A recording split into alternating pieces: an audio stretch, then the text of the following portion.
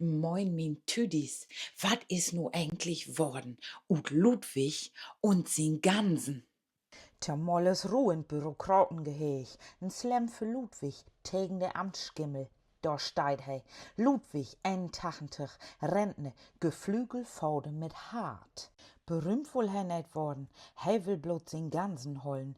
Paul, Pauline und Wilma, drei Emde Originalen, viel lebendig und echt. Und so tamal statt da n Reporte.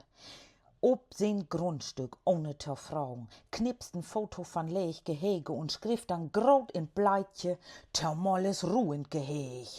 Weil illegal det Skütsch bezahlt, sucht eben kein Gans, bloten Eigen geskiert. Kein Wort davon, dat Ludwig sin Däden freiwillig für die Vögelgrippe in Sicherheit gebracht hat. Kein Wort davon, dat hij hun nicht verstoppt, sondern beschützt. Hij hat her umsiedelt, in ollen Stahl, damit sie leben und nicht verrecken. Man Wahrheit verkauft sich schlechter als Drama und Menschlichkeit steht in gar kein Schlachtsaal.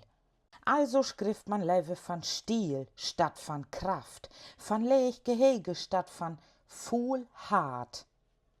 Man Ludwig weet, wat kein an versteht. Nicht all wat fehl is ein Problem. Manchmal ist einfach bloß Leben. Und dat, min Tüdis, soll man nicht verbeiden.